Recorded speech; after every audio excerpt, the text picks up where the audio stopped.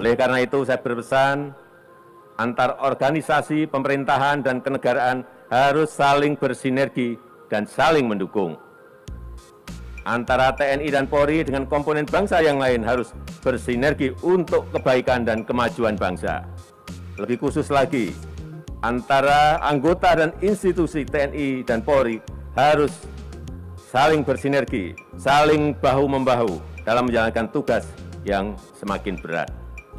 Kadang kita masih mendengar berita mengenai gesekan yang terjadi antara prajurit TNI dan anggota Polri. Ke depan hal ini sudah tidak boleh terjadi lagi, harus disudahi.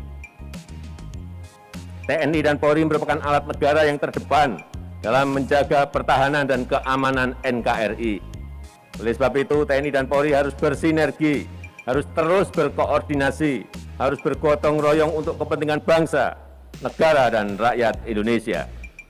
Krisis akibat pandemi COVID-19 ini bisa memperkokoh kepedulian dan kegotong royongan kita, memperkokoh persatuan dan kebersamaan kita, mempercepat upaya untuk memperbaiki cara kerja kita, dan juga mempercepat pengembangan teknologi dan industri-industri kita. Oleh karena itu, saya berpesan kepada saudara-saudara untuk ikut berpartisipasi menyelesaikan krisis ini dan belajar dari krisis ini untuk ikut serta memperkokoh kebersamaan berlandaskan Pancasila.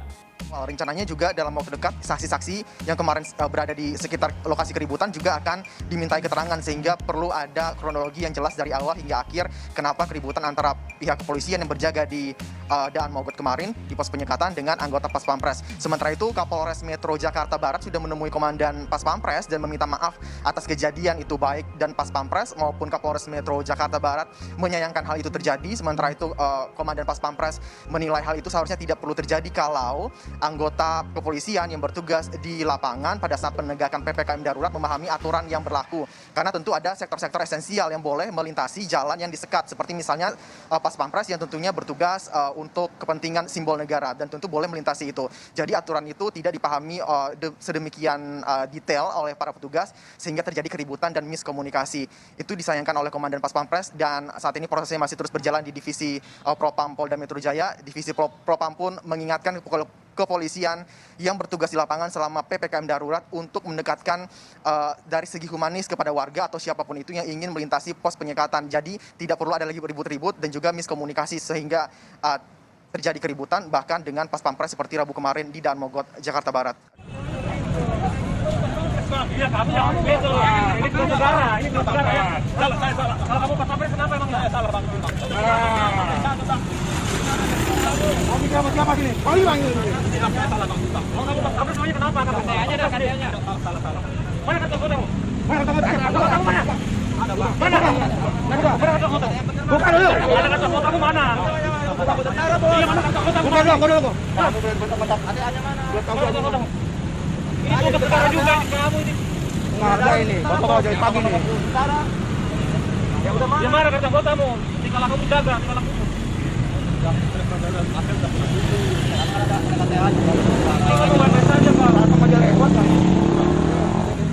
mana kata kamu mana? KTA-mu mana?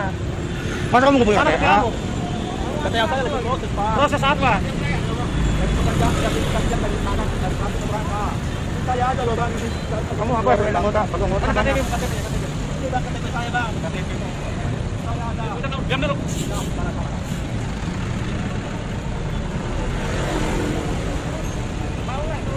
Ini anggota semua, kita kooperatif ini. Kita ini debu-debu ada apa tidak tahu. Oh kayak yang perjagoan aja tuh. Kamu aja baik-baik aja di depan ya. Ya kau jaga kamu ya. Benar anggota Bang. Nih motornya Bang. Macam nih. Kita ngomong baik-baik.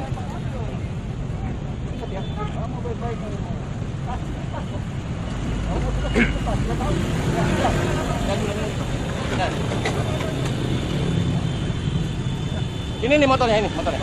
Motornya ada.